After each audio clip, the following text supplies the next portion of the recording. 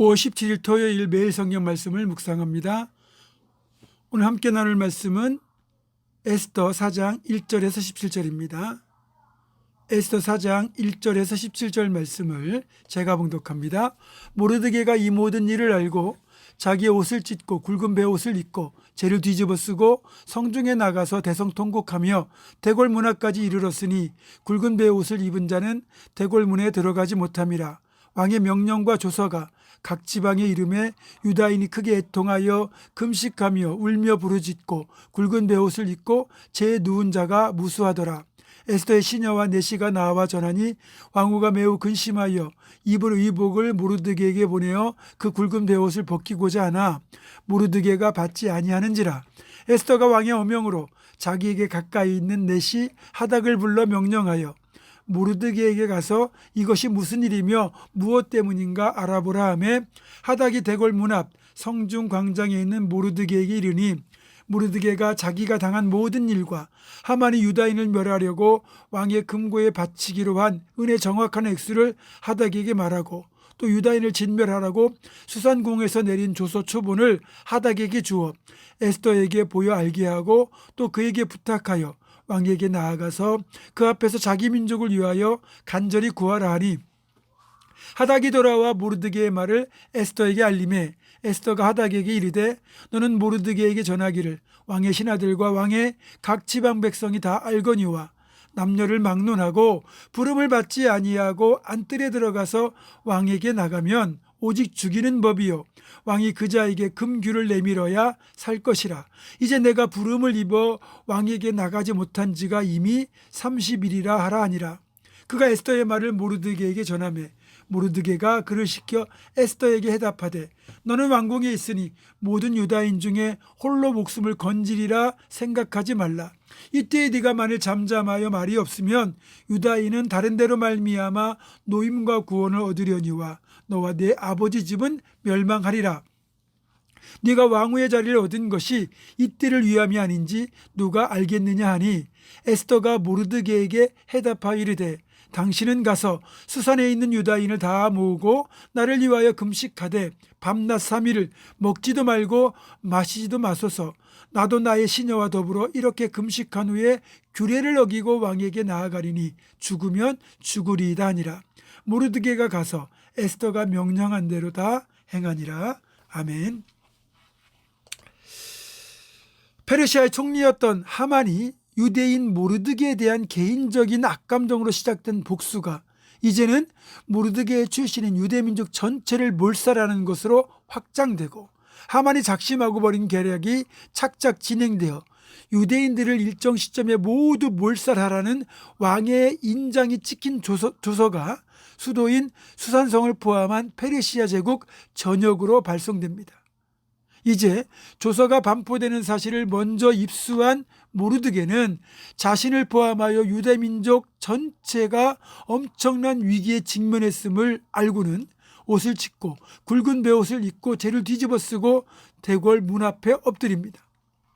모르드게의 이런 행위는 극심한 슬픔을 당한 사람이 자신이 얼마나 큰 슬픔을 겪는지를 상징적으로 드러내는 겁니다. 아마도 모르드게는 이런 위기 상황을 궁궐에 있는 자기의 사촌동생이자 왕후인 에스더에게 알려서 도움을 구하고자 했던 것이기도 하고 물론 이 모습은 당연히 하나님께 탄원하는 기도의 자세이기도 합니다. 그런데 베옷을 입은 모르드게의 걸음이 궁궐 문 앞에서 멈춰지고 말았습니다. 그 당시 법도에 따르면 굵은 베옷을 입은 자는 대궐문을 통과하여 대궐 안으로 들어갈 수가 없었습니다. 그렇기 때문에 모르드게는 대궐문 앞에 있는 광장에서 자신의 상황을 굵은 베옷을 입고 재를 뒤집어 쓴 채 통곡하는 것으로 어필하고 있었습니다. 당연히 이런 모르드게의 상황이 왕후인 에스더에게도 그대로 전해집니다. 에스더는 지금 어떤 상황이 벌어지고 있는지 그 사태의 심각성을 잘 모르고 있다 보니 시녀를 시켜서 모르드게로 하여금 베옷을 벗고 제대로 된 옷을 입도록 그렇게 옷을 보내서 갈아입게 하려고 합니다. 모르드게는 시녀와 하닥이라는 내시편에 에스더에게 사태의 심각성을 알리고 왕에게 나아가서 유대 민족을 살려달라고 요청할 것을 요구합니다. 그때 에스더가 보낸 대답이 이겁니다. 지금 하시는 말씀이 무슨 뜻인지는 알겠으나 나도 왕에게 부름을 받은 지가 이미 30일입니다. 이 말의 뜻은 왕이 먼저 부르지 않은 상태에서 왕이 있는 어전에 무작정 나아가면 이것이 당시에는 왕을 살해할 의도가 있다고 여겨지는 행위였기 때문에 만약에 왕이 조금이라도 화를 내거나 한다면 에스더는 말도 꺼내지 못하고 죽을 수도 있다는 겁니다. 왕후인 에스더가 30일 동안이나 왕을 만나지 못했다, 보지 못했다? 그 어떤 뜻이겠습니까? 혹시 왕의 에스더에 대한 사랑이 식었거나 아니면 에스더에 대해서 화가 나 있을 수도 있다는 건데, 만약에 이런 상태에서 왕에게 무작정 나아갔다가 자칫 말도 못 꺼내고 죽을지도 모른다는 그런 말인 겁니다. 그러자 다시 모르드게의 대답이 이렇게 돌아옵니다. 너는 왕궁에 있으니 모든 유다인 중에 홀로 목숨을 건질 것이라고 착각하지 마라. 이때 네가 만일 잠잠히 있으면 유대인들은 다른 방도를 통하여 구원을 얻게 되겠지만 너와 내 아버지 집은 멸망할 것이다. 생각해봐라. 네가 왕후의 지를 얻은 것이 이런 뜻을 위함인 것이 아니겠느냐. 에스더는 이 말을 하나님의 말씀으로 받아들입니다. 그래서 에스더가 했던 대답이 이겁니다. 좋습니다. 그러면 당신은 가서 수산성에 있는 유대인들을 다 모아놓고 나를 위하여 3일 밤낮을 금식하며 기도하십시오. 나도 내 시녀와 더불어 3일을 금식하고 기도한 뒤에 왕에게 나아갈 것입니다. 만약 죽게 되면 죽겠습니다. 그렇습니다. 죽으면 죽으리라는 각오가 에스더의 결단이었습니다. 그리고 죽으면 죽으리라는 이 각오는 우리 신앙인들이 가져야 될 가장 기본적인 신앙의 자세입니다. 죽는 것이 두려우면 현실과 타협할 수밖에 없어요. 현실과 타협하는 순간 사람의 기준으로 잠깐의 위기를 넘길 수 있는 일은 몰라도 하나님의 도우심은 영영 멀어집니다. 만약에 우리가 죽을 각오로 하나님께 기도하고 순종하여 나아가면 하나님께서 이런 우리를 긍휼히 여기시고 도움의 손길을 내미시고 그때부터 하나님의 역사가 시작됩니다. 그때부터 보이지 않는 세계에서 역전이 시작됩니다.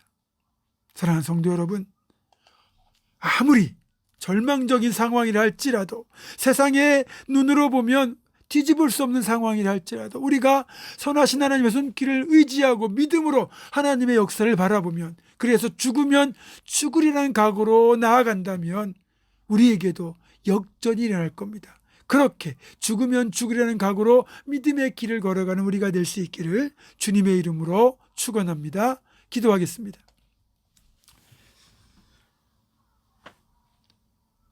하나님, 에스더의 결단처럼 죽으면 죽으리라는 각오로 우리 앞에 주어진 이 고난들을 우리가 감당하게 도와주시고 하나님께서 막힌 일들을 우리가 목숨 걸고 순종할 수 있도록 도와주시옵소서. 그래서 그렇게 순종하는 자들에게 베푸신 하나님의 놀라운 구원의 손길, 그 역전의 은혜를 우리 모두가 체험할 수 있도록 인도하여 주시옵소서. 예수님의 이름으로 기도하옵고 이제는 우리 주 예수 그리스도의 은혜와 하나님의 사랑과 성령의 교통하심이 에스더처럼 죽으면 죽으리라는 각오로 하나님의 손길을 믿음으로 바라보며 나아가는 그런 사람이 될 것을 결단하는 사랑 모든 성도들, 이들의 삶과 가정과 생업과 앞날과 우리 교회 위에 지금부터 영원토록 함께 하시옵기를 간절히 축원하옵나이다. 아멘.